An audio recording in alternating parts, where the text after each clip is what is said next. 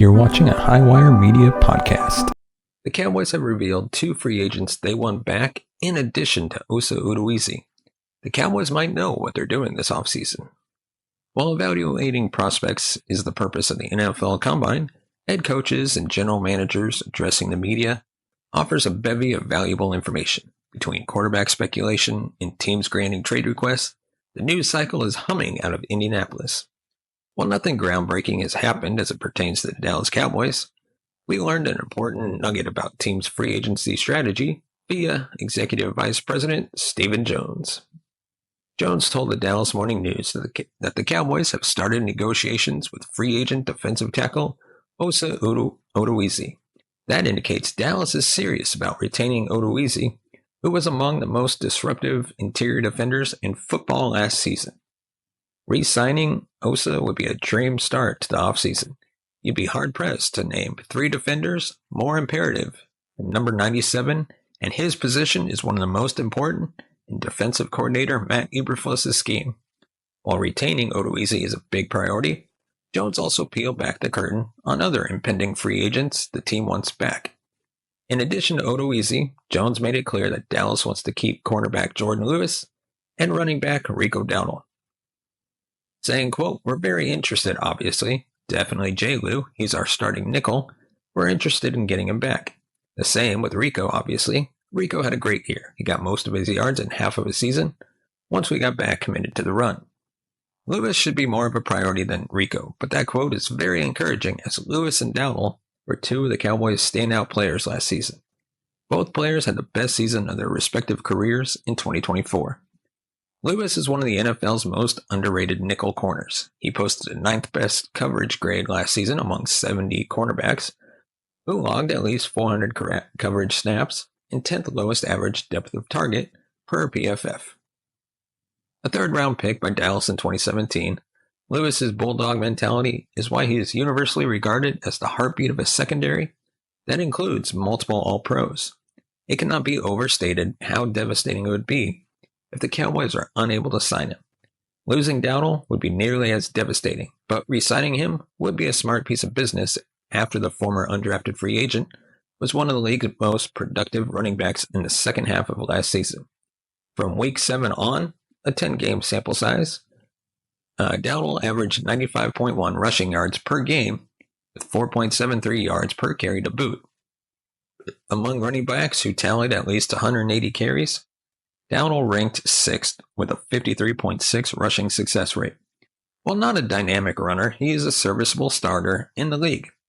The Cowboys are fully expected to draft a running back in April, but Deuce Vaughn and Malik Davis are the only running backs under contract next season. It would be wise to bring Rico back to have a veteran in the room, and he may only cost $4 to $6 million per year. Jones has said all the right things in Indianapolis. Here's hoping the front office put their words into action before Odighizuwa, Lewis, and Dowdle are allowed to test free agency. All right, sports fans, listen up. You know that feeling when your team is about to take the field, the court, or the ice, and you need to be rocking the perfect gear to show your support? That's where Fanatics comes in. Fanatics is the ultimate destination for officially licensed sports merch. Whether you're repping your favorite NFL, NBA, MLB, NHL, or even college team, they've got you covered. Jerseys? Check. Hats? Check. Hoodies, collectibles, custom gear? Double check. And here's the best part. Fanatics makes it super easy to rep your team year-round. With their Fanatics exclusive collections, you can get limited edition apparel you won't find anywhere else. Oh, and did I mention their jersey assurance program? If your favorite player gets traded, you can swap out your jersey for free. Yeah, they've got your back. So don't be the one showing up to game day in last season's faded t-shirt. Use the link in the description, gear up today, and take your fandom to the next level. Fanatics. Officially licensed, officially awesome. And now back to the episode. And now we're going to take a look at our next topic. The Cowboys coaching candidate just dropped the dream target in Dallas's lap. The Cowboys need to be all over this. The Dallas Cowboys only interviewed for candidates for their head coaching vacancy after they decided to part ways with Mike McCarthy. That sham of a process is largely why the fan base was hesitant for Dallas to pull the plug on McCarthy. They knew the Joneses wouldn't conduct a proper search. When all was said and done, the team didn't even bother interviewing top candidates Ben Johnson and Aaron Glenn. Of the 4 candidates the Cowboys interviewed, they were familiar with 2, Brian Schottenheimer and Kellen Moore. One hadn't been a head coach in 12 years, and one just compiled a 20-36 record in 3+ years as a first-time head coach, Robert Saleh. It wasn't revealed until after Schottenheimer got the job that Dallas had interest in Mike Vrabel, who was hired by the Patriots. The only problem? Vrabel was the first candidate to come off the board, and the hire happened while the Cowboys were still mulling McCarthy's future. That really hammers home how unserious the process was. But we digress. Schottenheimer looks the part of a strong hire early on, and Vrabel has just handed him a dream trade target to help him hit the ground running in year 1. With the defensive-minded Vrabel installing a new scheme, the Patriots have given defensive tackle Devon Gocheks, apologies for butchering his name, permission to seek a trade. According to NFL Network's Ian Rappaport, the insider added that New England has been in contact with interesting teams, so this could resolve itself sooner rather than later. Simply put, Dallas better be one of the interested teams. As a run-stuffing defensive tackle, he would be a perfect complement to stud 3-technique Osa Odighizuwa, who is among the best pass-rushing defensive tackles in football. The Cowboys are working to re-sign Odighizuwa, an impending free agent, after he led all interior defenders with 14 quarterback hits last season. He's excellent at collapsing the pocket and plugging gaps against the run. It's game over when he gets his hand on the ball carrier. According to Next Gen Stats, Gachu, of course I'm probably saying his name wrong, converted 94.4% of his tackle opportunities in 2024, the second highest rate at the position. A former 5th-round pick of the Dolphins, who turns 31 in November, is under contract through the 2026 season. He has a palatable cap hit of $8.33 million next season, followed by a tidy $11.83 number the following year. Given his age and that the Patriots are eager to shop him, he can likely be had for as little as a 5th-round pick. Wouldn't you know, the Cowboys have 3 5ths this year. Even if Vrabel wants a 5th and 7th, Dallas should not balk. He would represent a distinct upgrade over Mozzie Smith, who is currently the only true nose tackle on the roster with NFL experience. While Smith improved in year 2, his performance was nothing to write home about. The Cowboys would be foolish not to be all over this. Mike McCarthy may give the Cowboys an awesome parting gift after a messy divorce. Moving on from Mike McCarthy was met with mixed reviews from Dallas Cowboy fans. McCarthy was brought in to take the Cowboys on deep playoff runs, and he finished with just 1 playoff win and 5 seasons at the helm. At face value, that is more than enough reason to move on from a head coach. The problem Cowboys fans faced with parting ways with McCarthy, though, was a lack of faith in Jerry and Stephen Jones to hire the right replacement. Sure enough, the hiring process was a total sham. It just so happens the newly appointed Brian Schottenheimer looks the part, and the coaching staff he assembled has Cowboys Nation feeling oddly bullish ahead of the first season. McCarthy, meanwhile, did not land a head coaching job this cycle. He interviewed for the Bears job before withdrawing himself from consideration for the Saints vacancy. All signs point to McCarthy re-entering the coaching mix in 2026. In the meantime, McCarthy may do his former team one last favor. According to ESPN draft expert Matt Miller, McCarthy has done extensive board work with Texas quarterback Quinn Ewers, a 3-year starter for the Longhorns. He is one of a select few quarterbacks that will throw at this week's combine in Indianapolis. Miller notes that he is fully recovered from a torn oblique that he played through during the season. Ewers helped lead Texas to the college football playoff semifinals, where they lost to the eventual champion Ohio State Buckeyes. Tom Pelissero of NFL Network added that McCarthy has been really impressed with him as a young man and the attentiveness that he has. McCarthy is widely recognized for his ability to develop quarterbacks. The former Super Bowl champ has had great success with Brett Favre and Aaron Rodgers in Green Bay, before guiding Dak Prescott to the best statistical season of his career in 2023. How does this pertain to the Cowboys, you ask? Stephen Jones revealed at the Combine that the team is likely to move on from Trey Lance in free agency, and that an organizational goal is to get a young quarterback in the draft. With Prescott locked up long-term, the front office doesn't need to invest anything more than a day 3 pick in a quarterback. That may be where Ewers falls, as he isn't currently regarded in the first or second tier of quarterbacks in this class, despite a successful career in Austin. McCarthy mentioning obviously Quinn does not mean the Cowboys will draft him. There's no way to know what grade, how Will McClay and the scout team view the former Longhorn as a prospect. However, McCarthy did help prepare Schottenheimer for his first interview with the team. As long as the Joneses didn't burn any bridges with McCarthy, maybe the 61-year-old will do his former team a solid by relaying some invaluable insight on the young quarterback. And now we're going to take a look at 4 biggest concerns for the Dallas Cowboys heading into NFL free agency. Constantly updating and addressing your roster is critical in competing, and the Dallas Cowboys have no shortage of needs. The opening free agency window and NFL draft are the 2 most common pathways to finding talent to add to your team. Considering the recent history of the Dallas Cowboys, it would not be a surprise to see the team sit back during the free agency frenzy. The draft offers cheaper and younger talent, but at the cost of more uncertainty. Dallas has a list of needs to make their push for a Super Bowl. Turning to the draft should be looked at another method rather than the primary. The concerns up and down the lineup are worrisome, and these are 4 that you should keep an eye on. Number 4, linebacker. Often an underrated part of the defense, the linebacking core is the center of the unit. They bring together the defensive line and defensive backs. They control the unit, cover against the pass, and attack the offensive line against the run. Failure to have stability here can expose your team's weakness even more.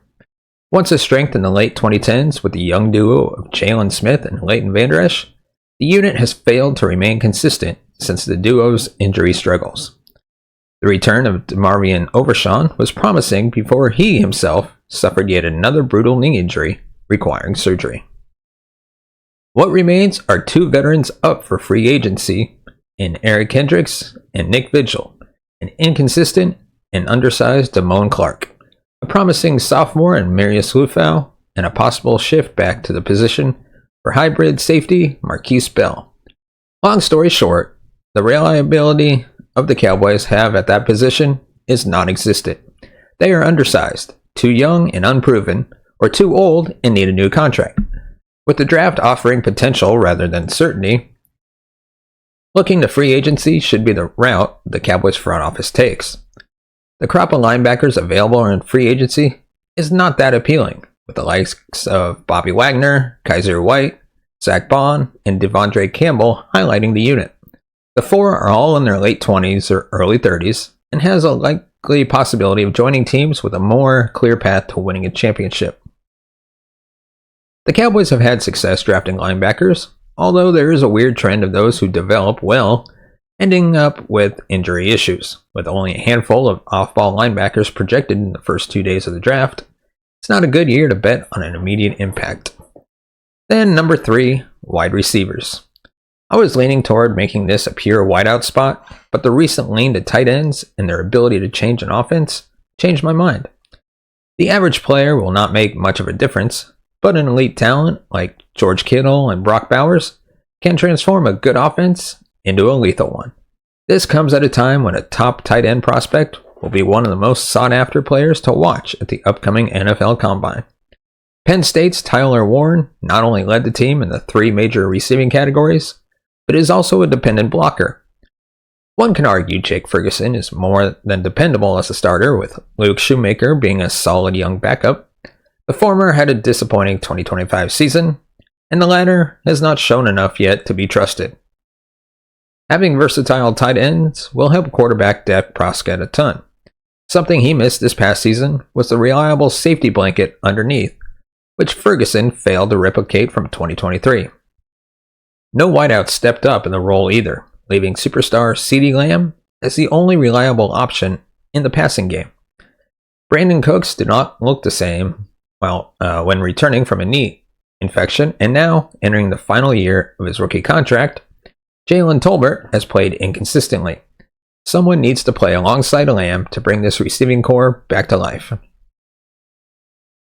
At 32 years old as a free agent and off a disappointing sub-300-yard performance, Cooks is not dependable for 2025, leaving Tolbert as the returning piece at the number 2 receiver.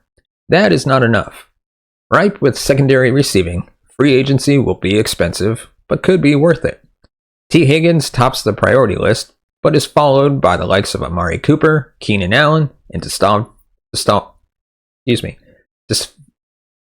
Diggs as players with a disappointing 2024 season, but a long string of successes before them. The tight end free agency class is not encouraging. However, some under-the-radar targets could be what Dallas needs to hold them over. Tyler Conklin stands out as a solid option if they're unsure about Ferguson's future. Whatever the front office decides to do, there needs to be someone who can make an impact now. If the team is to push for a Super Bowl, as owner Jerry Jones said he wanted for some time now, whether he means it or not, 1 or 2 secondary receiving threats are needed. Next up, number 2, defensive line. Under defensive coordinator Dan Quinn, the defensive line was finally a dominant force after playing underwhelmingly since the departure of DeMarcus Ware. Now, with former depth options moving with Quinn to Washington, a possible departure of interior rusher Osa Odighizuwa, and the aging and aching DeMarcus Lawrence's uncertain future, the defensive line is in critical condition.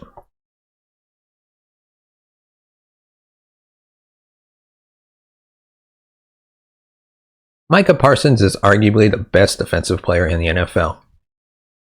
But that doesn't mean he can single-handedly run the unit. He needs help, especially when defending the run. Being an undersized lineman leaves him exposed when being targeted in the run game. The return of edge Sam Williams will help, along with the further development of Marshawn Kneeland, but neither has played at a starter level yet. The complementary pieces need someone to play off, and Parsons needs someone to step in once in a while. The interior defensive line is more murky than the edge, with Osa being the only proven asset. Mozzie Smith improved in his second year in the league, but needs to show more to be a starter. Another step up is expected, but hanging the future of the unit on hope more than evidence has not worked out thus far. Talented defensive linemen don't often hit free agency, and that is reflected in the current 2025 class. The top options on the inside are Dallas's own Osa Odighizuwa, B.J. Hill, Milton Williams, and D.J. Jones. On the edge, Hassan Reddick, Josh Sweat, and Chase Young. The draft offers many intriguing prospects along the defensive line and should definitely get a good look from the Cowboys. Picking at 12th overall means the team will have all but 4 options to choose from, according to Pro Football Network's mock draft. Dallas drafted at least 1 defensive lineman within the first 3 rounds of the draft, and attacked the defensive line multiple times in each draft since 2019. While not everyone panned out for the most part, the team got a decent run on investment. Considering the need at the position, it's expected that that trend will continue. Finally, at number 1, offensive line. Well, it was nice while it lasted. The retirement of future Hall of Famer Zach Martin marks the end of the dominance of the Cowboys trio of Martin, Tyron Smith, and Travis Frederick. The group is now its most concerning state since 2011. The only reliable asset along the offensive line is Tyler Smith, whose position for the 2025 season is uncertain based on the team's needs. His play is among the best in the league at guard, but a possible desperation to have him shift out to tackle can come up. While it may solve a problem, it is best to let him dominate on the inside. Cooper Beebe impressed as a rookie at center, but he needs to continue developing and prove it wasn't just a one-year fluke. The development of Tyler Guyton is critical. The Tulsa product showed flashes of containing the league's best, but also his volatility in having his technique fall apart. Their improvement can make the unit among the best in the league once again. Uncertainty regarding Terrence Steele's performance in Martin's replacement after his retirement leaves one or two starting holes along the offensive line. Brock Hoffman and TJ Bass are younger options to take a step up, with the former receiving plenty of praise for his impact on those around him. There are a lot of linemen with expiring contracts, but the likelihood of many hitting the open market is slim.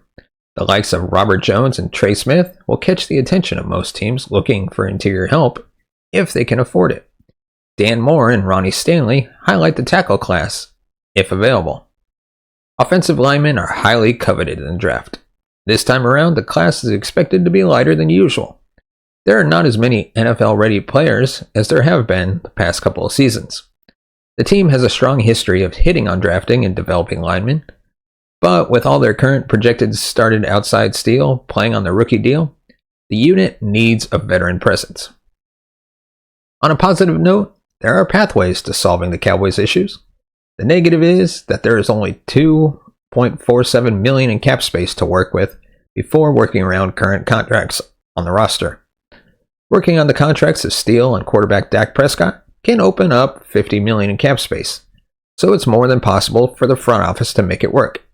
How much the team commits to winning in 2025 compared to looking ahead will play a significant role in how they attack their positional needs.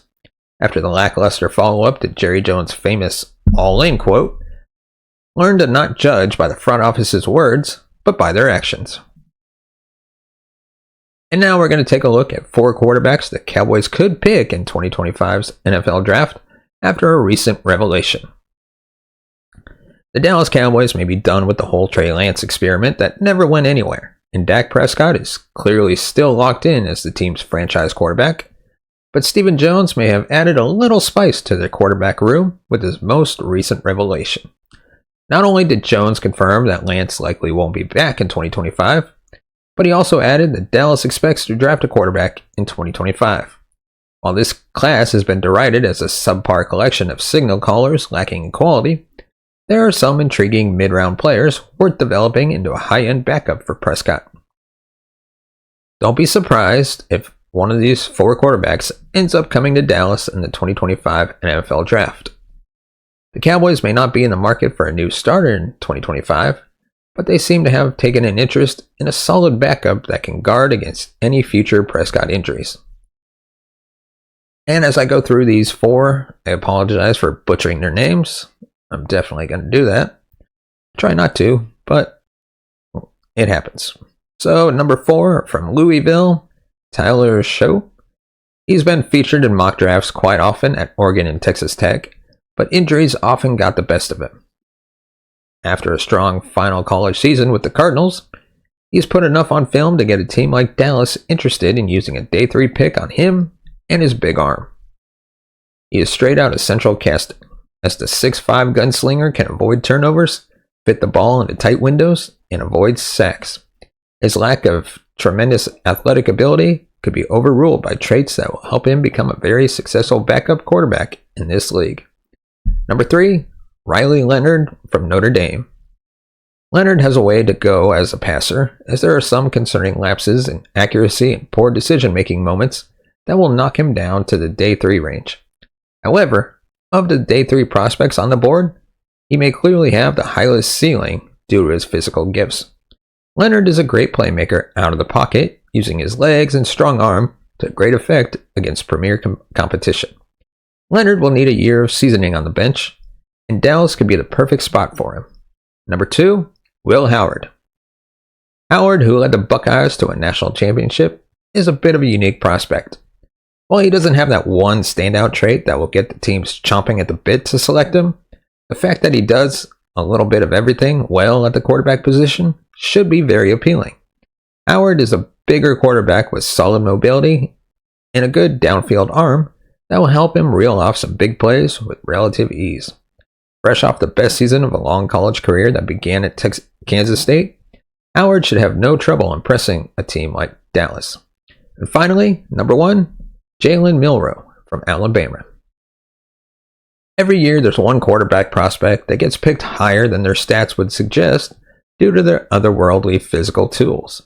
Milroe is that guy this year, as his flaws aren't enough to overshadow that he has every gift a coach could want and a possible franchise quarterback. Milroe is sliding after regressing as a passer late in the season and showing some major accuracy concerns. However, Milroe is an A-plus athlete who could be a dynamic playmaker with a cannon for an arm. Think of a right-handed, slightly stockier version of Michael Vick during his early Falcon days. That could make him a very attractive dice roll if he falls far on day 2. And now, on to our next topic. The Cowboys have an easy DeMarcus Lawrence decision to make after a massive update. To say the Dallas Cowboys have a laundry list of things to do this offseason would be a massive understatement. Figuring out the offensive line is a must after stalwart right guard Zach Martin announced his retirement. That creates another headache for the front office, which already has to navigate a staggering number of impending free agents. The latest rumblings suggest Dallas will look internally, potentially to 2024 third-round pick Cooper Beebe to replace the future Hall of Famer. The Cowboys normally trust their guys too much, but moving Beebe from center to right guard would be a diligent move. The last thing this team needs is to lose another core piece to retirement. Stephen Jones put a scare into fans at the Combine when asked about DeMarcus Lawrence's future. Jones gave a very calculated answer that did not confirm if Lawrence wants to play another season. Well, we can officially put an end to the Lawrence retirement talk. David Cantor, who's the agent of multiple Cowboy free agents, including Lawrence, Lewis, and Rico, sat down with 105.3 The Fan at the Combine and confirmed the 32-year-old wants to continue playing. While Lawrence stated during the season that he wanted to play in 2025, Jones's remarks hinted the lifetime Cowboy was contemplating retirement. Lawrence is still playing at a high level, but approaching his mid-30s and coming off of a season-ending foot injury that limited him to 4 games. It'd be easy to understand if he decided to hang him up. Following Thursday's revelation, though, re-signing Lawrence should be an easy call. While approaching the end of his career, he is a year removed from one of his finest seasons. He also started 2024 on a tear before succumbing to a mid-foot sprain. Lawrence is still comfortably the best run defender on the roster. Prior to last season, the 4-time Pro Bowler, ranked in the top 10 among edge defenders in run stop percentage in 5 of the last 6 seasons per PFF. 2021 season was the lone exception, but he only played 7 games. He ranked first in that category in 2022 and 2023. We're all for replenishing the roster with younger players, but this team needs veteran leadership under a first-time head coach. As long as Lawrence is still playing football, it should be in a Cowboys uniform. Let me know what you thought about the topics we covered. Is there anything you want to add? Anything you think we got wrong or got right? Or anything, of course, you just disagree with? Let me know in the comment section below. Of course, give us a thumbs up if you like our video. Hit that subscribe button down below. Hit the bell notification button to be notified of future videos. And of course, if you want to support the channel, you can buy us a coffee at buymeacoffee.com/thebigd. As always, thank you so much for watching and listening. We'll see you next time.